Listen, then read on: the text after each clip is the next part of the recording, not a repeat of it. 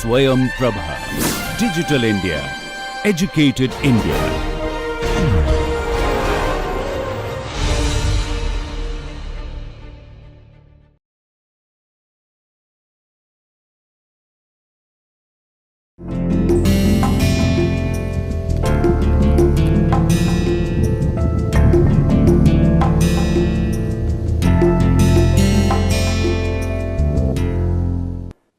मिनासान कोनिचिवा, नमस्कार। आज की हमारी इस जापानी भाषा एक परिचय कोर्स की दूसरी क्लास में आप सबका बहुत हार्दिक स्वागत है।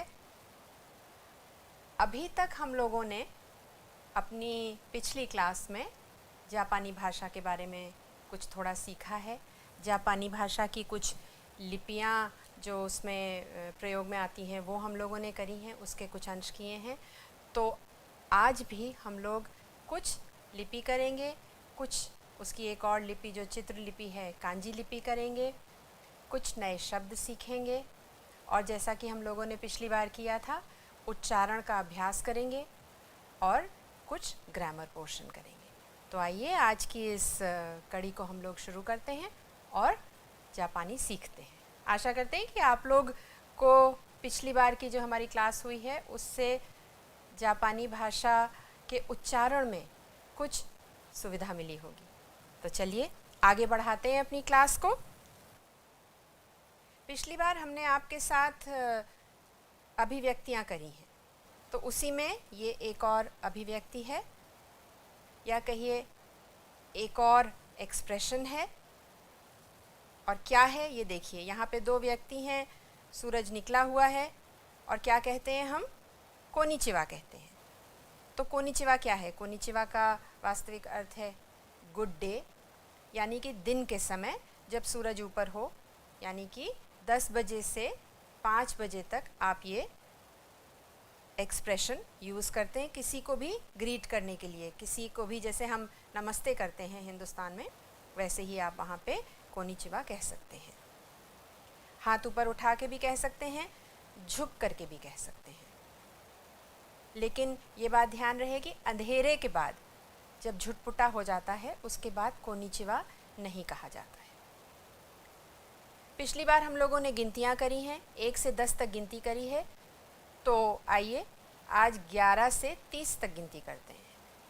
हमारे पीछे आप उसका अभ्यास करिएगा। जिउ इची, जिउ नी, जिउसान, जिउयोन, जिउगो, जिउरोकु, जिउनाना, जिउहाची, जिउकु या जिउक्यू, निजु। यहाँ पर आपके लिए हिंदी में लिखा हुआ है जिससे आप उच्चारण सही प्रकार से कर सकें। ये चित्रलिपि में है, जिउ इची से लेकर के नीजू तक, और ये हिरागाना में है। आपके लिए प्रैक्टिस करने के लिए है, घर में लिखिए और प्रैक्टिस करिए इसका।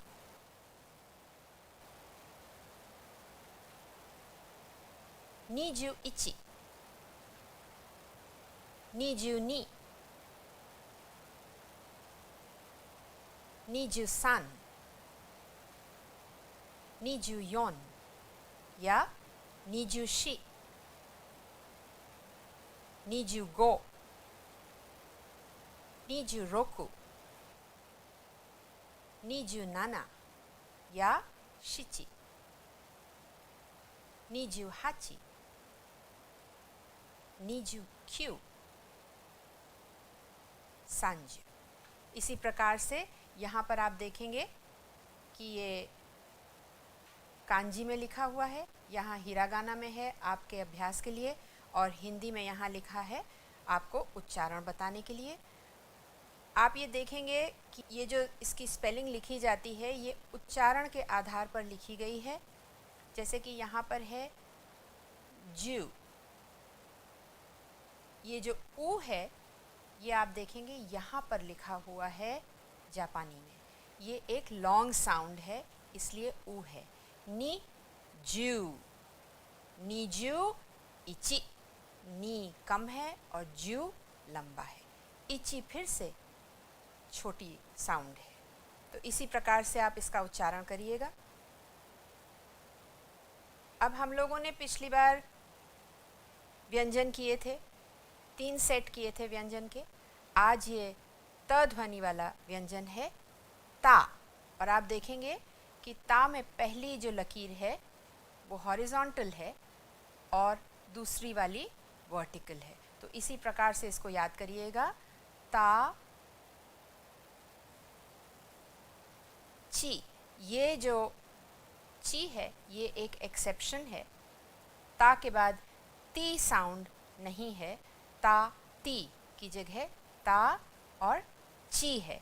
इसको आप ध्यान रखें, ये एक एक्सेप्शन है। और इसी के साथ साथ ये साउंड है सु, ये भी एक एक्सेप्शन है। आधा त और सु की ध्वनि है सु। ये और ये दोनों एक्सेप्शन है।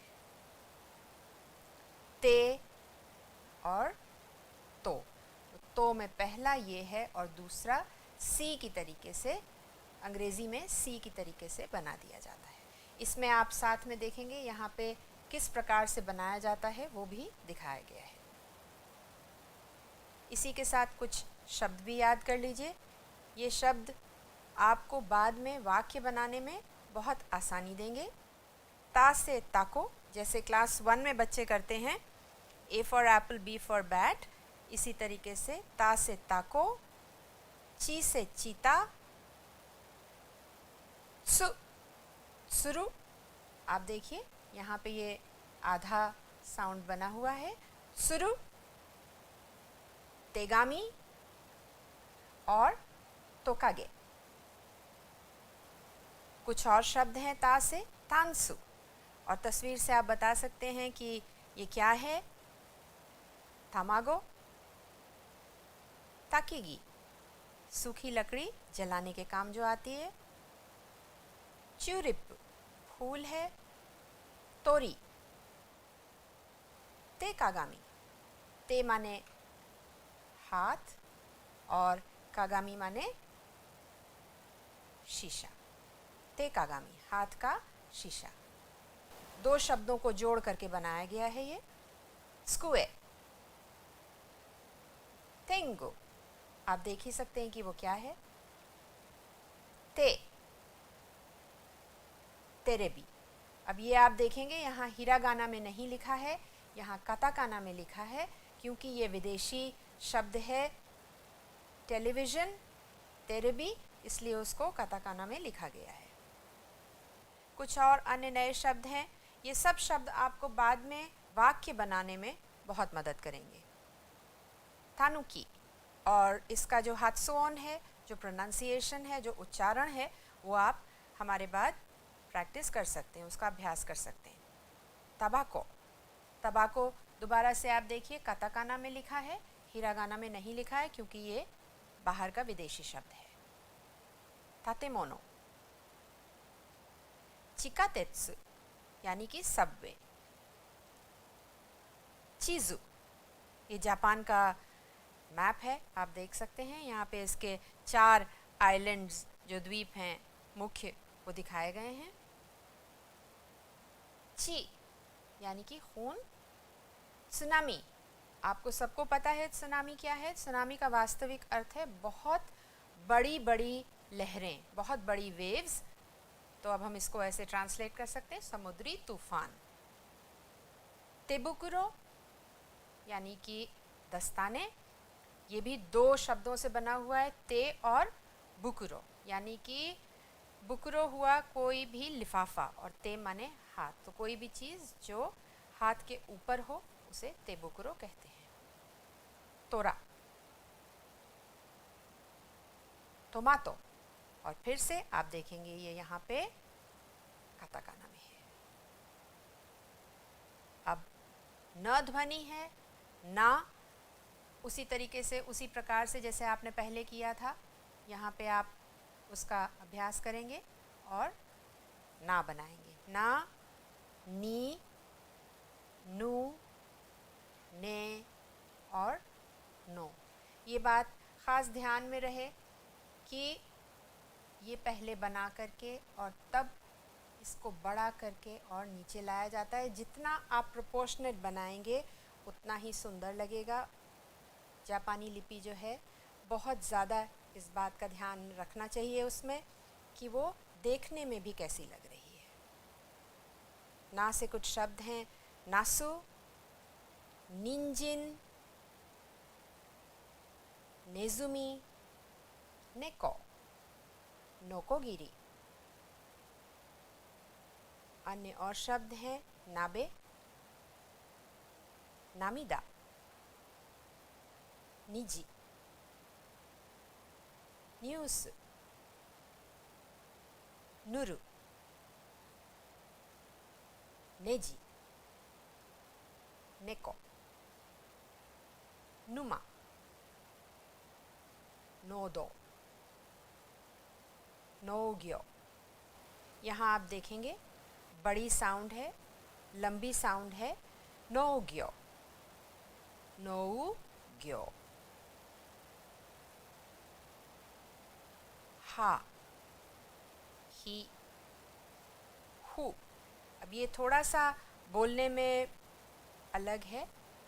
हा, ही, हु नहीं है, फू है। जैसे आप फूकते हैं उस तरीके से आवाज़ निकालिए। हु, हा, ही, हु, हे, हो। और इसका जुम्बान, इसका सीरियल ज़रूर ध्यान में रखिए कि कौन सी लकीर पहले बनानी है। इसका कारण आपको तब समझ में आएगा जब हम लोग कांजी लिपि करेंगे। ह ध्वनि से कुछ शब्द हैं हा, हाना, ही, हित्सुजी, हु, हुने, हे, हेचिमा, हो, होरेंसो। और आप आराम से समझ सकते हैं कि ये क्या चीज़ें हैं। कुछ अन्य शब्द हाना, हाची। हाची आपने पहले भी किया है। हाची का अर्थ 8 भी है और हाची मधुमक्खी को भी कहते हैं। हसामी, हिगे, फुसुमा, होकी, हुने, होसेकी, होन। पिछली बार की तरीके से आइए उच्चारण का अभ्यास भी कर लें जिससे आपको ये सब शब्द बोलने में आसानी हो। आ ए उ ओ, हो ही है हो। आ ई ए ओ, साशी सुसे, केकी केको, सेशी सुसो, काकी केको, ताची त्सुते, कोकी किके, तेची तातो, ए ई ए ओ, तेची तात्सु, ओ ई ए ओ, तोची त्सुते, ओ ई उ ई, साशी सुसे, आ ई आ उ, सोशी सेसो, साशी सुसे, नानी नूने, सेशी सुसो, नेनी नूनो। तो ये तो आपका उच्चारण अभ्यास और आपकी कुछ हिरागाना के बारे में आपको बताया और अभ्यास आपने किया। इसके आगे आज हम लोग करेंगे अपने लेसन में किस प्रकार से हम अपने आप को सबसे पहले इंट्रोड्यूस कराते हैं किसी से। तो मैं तानाका हूँ ये हम कैसे जापानी में कहेंगे, या मैं जो भी आपका नाम है वो हूँ ये हम कैसे कहेंगे। तो देखिए इस तरीके से आप अपने आप को इंट्रोड्यूस करेंगे, मिलवाएंगे। जापानी लोग झुक करके अपना नाम बताते हैं। तो आइए ये ऑडियो पहले सुनिए और फिर उसके बाद आपको उसका एक्सप्लेनेशन बताएंगे। हाजिमेमाशिते, 私はミイラです。インド人です。どうぞよろしくお願いします。はじめまして、私は田中です。日本人です。どうぞよろしくお願いします。तो अभी आपने ये ऑडियो सुना, आपने देखा कि इसमें दो लोग हैं, वो लोग अपने आप को अपना परिचय दे रहे हैं, अपने आप को इंट्रोड्यूस कर रहे हैं एक दूसरे से। तो उन्होंने क्या कहा इसके बारे में अब हम आपको बताते हैं। हाजिमे माश्ते, वाताशी वा मीरा देस, इंदो जिन देस, दोजो योरोशिकु ओनेगाई शिमास। और दूसरे जो जापानी हैं तानाका सान, वो कहते हैं हाजिमे माश्ते, वाताशी वा तानाका देस, निहोन जिन देस, योरोशिकु ओनेगाई शिमास। तो अब इसमें बहुत सारी चीज़ें हैं, इनका अर्थ क्या है। देखिए, जापान में पहली बार जब आप किसी से मिलते हैं, पहली बार जब आप किसी से भी अपने आप को इंट्रोड्यूस करते हैं, अपना परिचय देते हैं, तब आप ये जो फ्रेज़ है पूरी, ये प्रयोग करते हैं इसका। हाजिमे माश्ते, जैसा कि आप देख रहे हैं यहाँ पे लिखा हुआ है, आपसे पहली बार मिल रहा हूँ। इसका ये अर्थ है आपसे मिलकर प्रसन्नता हुई। दोजो योरोशिकु ओनेगाई शिमास। अब इसका क्या अर्थ है। दोजो योरोशिकु जो शब्द है वो हाजिमे माश्ते के बाद ही प्रयोग किया जाता है, और इसका अर्थ है मैं आपसे आगे भी संपर्क रखना चाहूँगा। और इसमें बहुत सारी अन्य चीज़ें भी हैं जो जुड़ी हुई हैं दोजो योरोशिकु में। व्यक्ति अपने आप को बहुत हम्बल होकर के इंट्रोड्यूस करता है, झुक करके इंट्रोड्यूस करता है, मिलता है, तो उस समय ये दोजो योरोशिकु प्रयोग किया जाता है। और इसके बाद कहा जाता है ओनेगाई शिमास, जिसका वास्तविक अर्थ है प्लीज़। अंग्रेज़ी में जैसे हम कहते हैं प्लीज़, सो हिंदी में आप कह सकते हैं मेरा सविनय निवेदन स्वीकार करें। इससे मिलता जुलता है। हाजिमे माश्ते दोजो योरोशिकु ओनेगाई शिमास। इसका पूरा अर्थ बनता है आपसे पहली बार मिल रहा हूँ, आगे भी संपर्क रखना चाहूँगा, और मेरा सविनय निवेदन स्वीकार करें। यानी कि बेसिकली इसका अर्थ है आपसे मिलकर बेहद प्रसन्नता हुई। तो ये बहुत ही एक कल्चरल चीज़ है जो जापानी लोग करते हैं, जापान में किया जाता है। पहली बार जब आप किसी से मिलते हैं, जब अपना परिचय देते हैं, तभी आप ये हाजिमे माश्ते दोजो योरोशिकु ओनेगाई शिमास का प्रयोग करते हैं। हर बार मिलने पर इसका प्रयोग नहीं किया जाता है। अब इसमें वाताशी वा मीरा देस, इसमें ये पार्टिकल वा है। अब पार्टिकल क्या है। पार्टिकल्स जो हैं जापानी भाषा में वो शब्द हैं जो अन्य शब्दों को जोड़कर संज्ञा को या और अन्य क्रिया को या सर्वनाम को, विशेषण को जोड़कर पूरा वाक्य बनाते हैं और उसको एक मीनिंग देते हैं। पार्टिकल वा जो है ये बहुत एक इम्पॉर्टेंट पार्टिकल है, बहुत एक ज़रूरी पार्टिकल है। इसके बिना एक तो कोई वाक्य पूरा नहीं होता है, और दूसरी सबसे बड़ी बात यह है कि ये हमें हमारे सेंटेंस में सब्जेक्ट या टॉपिक को बताता है, दर्शाता है कि ये चीज़ हमारा सब्जेक्ट है, इसके बारे में हम बात करना चाहते हैं या बताना चाहते हैं। पार्टिकल वा हमेशा जो है संज्ञा या सर्वनाम के बाद ही लगाया जाएगा, क्योंकि जो भी हमारा टॉपिक होगा वो या तो संज्ञा होगा या सर्वनाम होगा। तो जैसे कि वाताशी वा राओ देस, मैं राओ हूँ, तो यहाँ पे वाताशी वा मैं, यानी कि मैं राओ हूँ। अब इसमें एक अंत में था वाताशी वा मीरा देस। वाताशी आपको पता चल गया, वाताशी आपने पहले भी किया है, मैं। अभी आपने वा किया जो कि एक पार्टिकल है, और आपने राव लगाया, वहाँ पे राव जिनका नाम है उन्होंने अपना नाम बताया, और देस ये क्या चीज़ है, ये क्रिया है। और जैसे कि हिंदी में आपने देखा है कि वाक्य के अंत में क्रिया आती है, उसी प्रकार जापानी भाषा में भी वाक्य के अंत में ही क्रिया का प्रयोग किया जाता है, और वो क्रिया है देस। वाताशी वा गाकुसे देस, मैं विद्यार्थी हूँ। तो इसका आप अभ्यास भी कर सकते हैं अपने दोस्त के साथ, अपना नाम लेकर के, किसी और का नाम लेकर के। अब यहाँ आपको कुछ जापानी नाम दिख रहे हैं। Tanaka, Suzuki, Murakami, Matsumoto, Nishimura, Honda, Yamamoto, Inoue, Nakamura.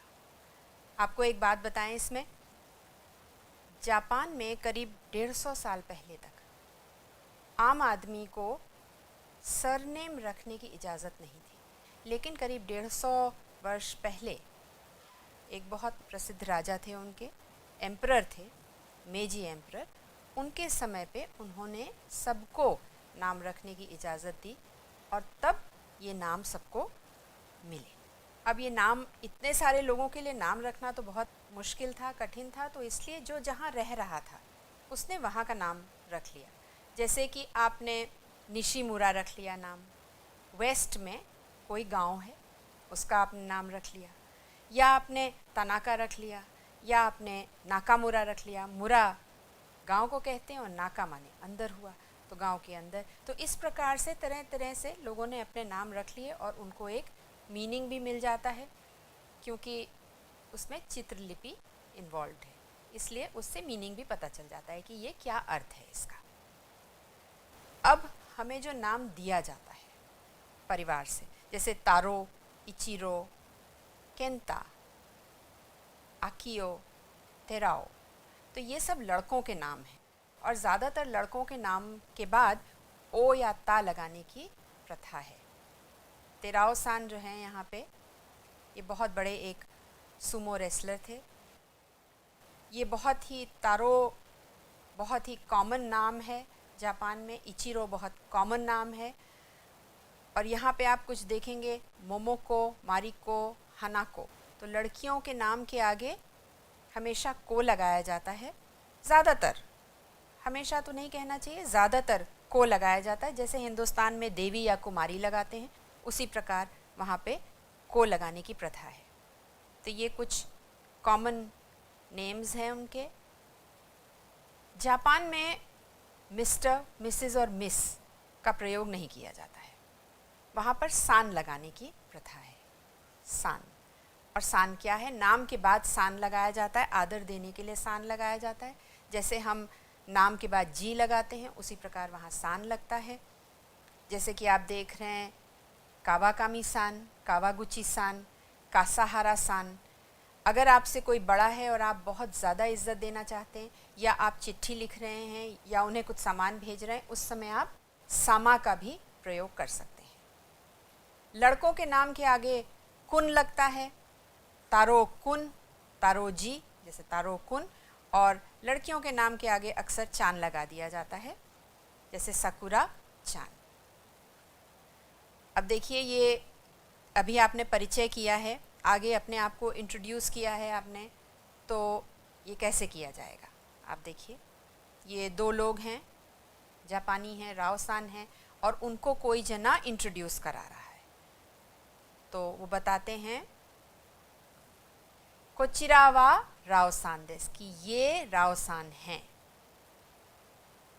तो राव-सान उसके बाद क्या कहेंगे, जो आपने सीखा था, वो कहेंगे हाजिमेमाशिते राव देस, योरोशिकु ओनेगाई शिमासु, यानी कि मैं राव हूँ, योरोशिकु ओनेगाई शिमासु। इधर तानाका सान है तो वो कहते हैं योरोशिकु तानाका देस, वो उल्टा कर देते हैं उसका। और इसी प्रकार से आप अपने आप को इंट्रोड्यूस कर सकते हैं। इन्होंने पूरा दोजो योरोशिकु ओनेगाई शिमासु का प्रयोग तानाका सान ने नहीं किया है, शायद वो बड़े हैं उम्र में, इसलिए वो कर सकते हैं। ये अभी आपने तस्वीर पहले भी देखी थी, इसमें ये दो जने, जो राव सान समझ लीजिए और तानाका सान समझ लीजिए, ये दोनों अपना बिजनेस कार्ड दे रहे हैं। तो जापान में ये बहुत प्रचलित है कि आप जब भी किसी से मिलिए तो उसको तुरंत अपना बिजनेस कार्ड दीजिए और झुक करके दोनों हाथों से सामने वाले को नाम बताते हुए हाजिमेमाशिते कहते हुए कार्ड दिया जाता है।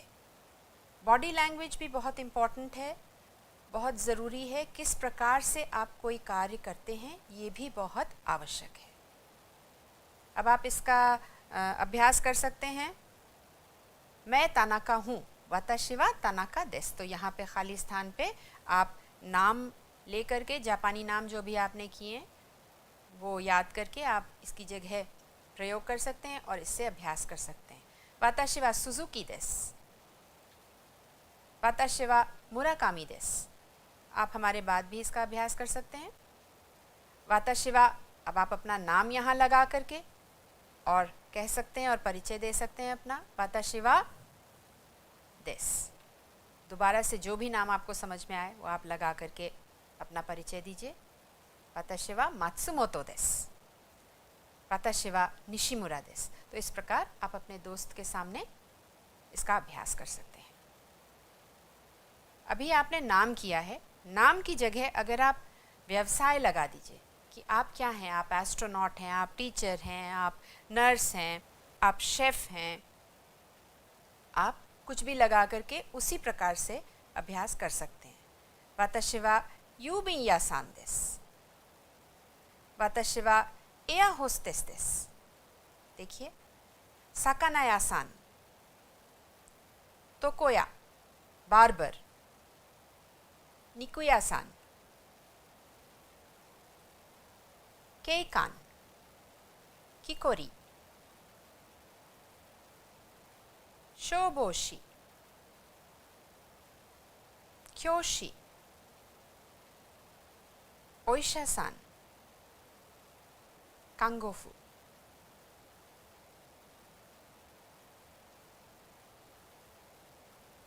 अब आप इसी प्रकार से यहाँ व्यवसाय लगा करके, इधर खाली स्थान पर व्यवसाय लगा करके अभ्यास कर सकते हैं।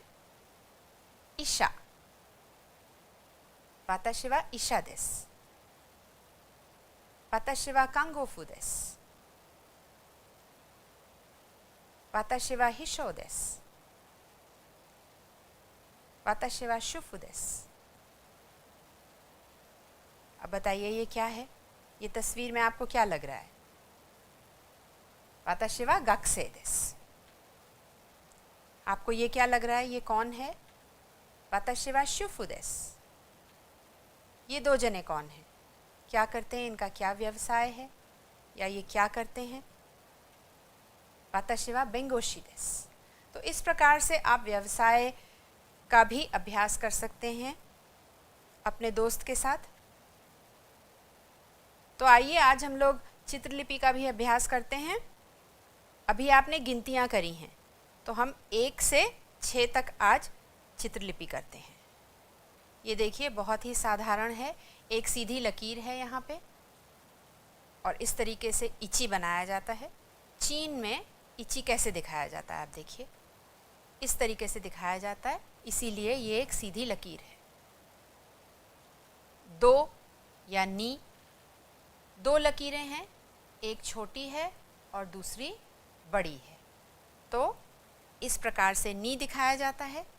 अब देखिए इसको, ये आता कहाँ से या बनता कैसे है? ये देखिए 2 है और इस प्रकार से 2 लकीरें दिखा दी जाती हैं।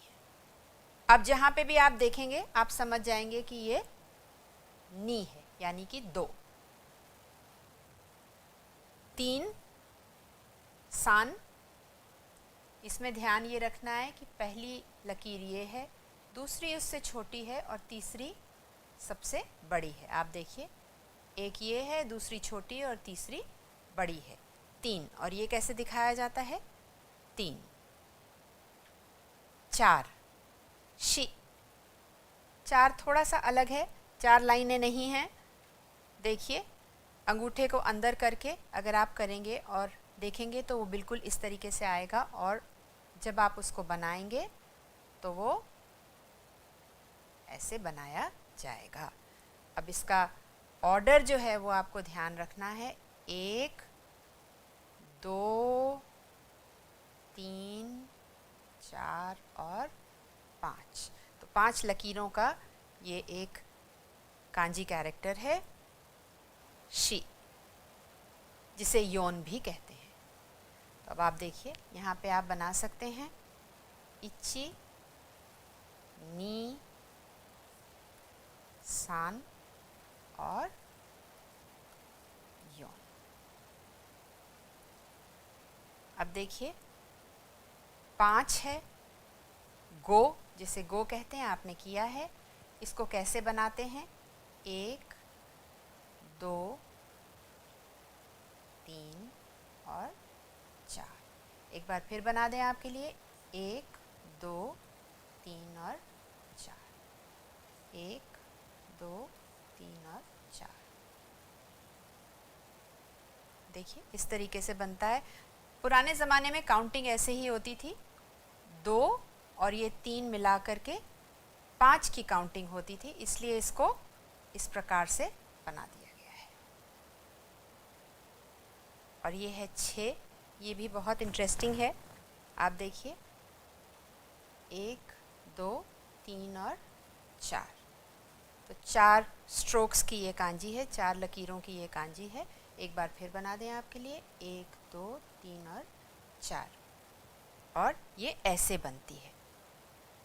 ये एक पोर्शन है इसका, ये 2 इधर आ गए और लकीर है। तो रोकू। तो आपने किया इची नी सान